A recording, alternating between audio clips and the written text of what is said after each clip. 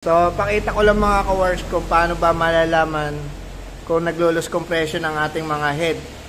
Siyempre, kadalasan, kapag loose compression, mahirap anda rin. Tapos,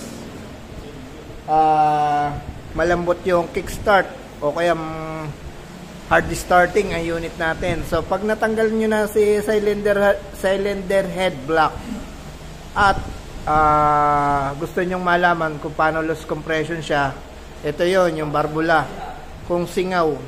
So, ang gamit ko rito ay gasolina. Yan. Para malaman natin. So, check natin. Lagyan lang natin ng gasolina tong exhaust niya. Intake, sorry. Intake pala, intake. Yan. So, kita nyo ba? Tumulo. Yon. Kapag tumutulo yon, yan, nabasa, ibig sabihin loss compression yan. So, ganun ang gagawin natin sa araw na to. Wait lang mga ka-works, punasan ko lang. After nyo ma-check, halimbawa singaw to, singaw din tong exhaust valve. Ito kasi intake, ito exhaust.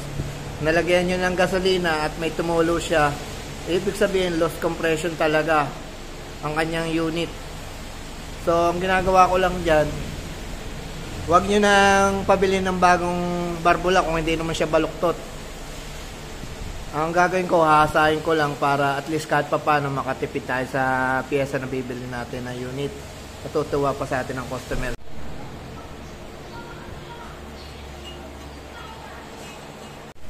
Ito mga ka-works, sa ako naman tayo intake. Kasi katatapos lang natin ng exhaust. Parinig ko kung gaano katalas yung aking ginagamit na rubbing compound. Ano? Kaya napakaganda ng ginagawa ng binabapping yung inyong intake at saka exhaust valve. Kasi kung magpapalit lang tayo ng bagong intake valve at exhaust valve at hindi nyo hahasain, sayang lang, magkakaroon din ng back job. Pakinggan nyo yung mga tunog ng ginagawa ko mga ka-works.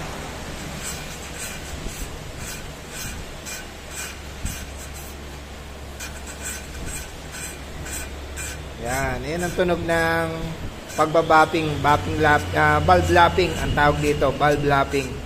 Basta pag nagpa-top overhaul kayo o engine refresh, laging ipahasa nyo ang intake valve at exhaust valve. Huwag kayong papayag na hindi hinahasa. Dahil sayang lang, gagastos lang kayo ng paulit-ulit.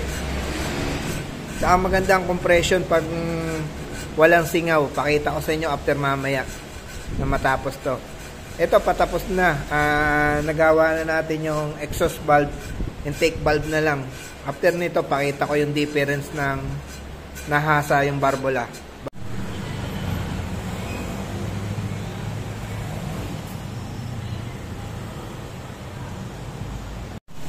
Ito mga ka-works, katatapos lang natin mahasa yung barbula.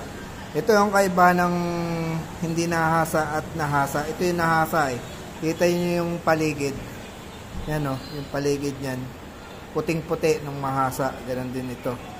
Yan, puting-puti. Ito, ganon din. Yan ang kaganda na nahasa. Puting-puti yung gilid. Ganon din ito. So, pakita natin mamaya yung leak test ko. Okay na. Focus.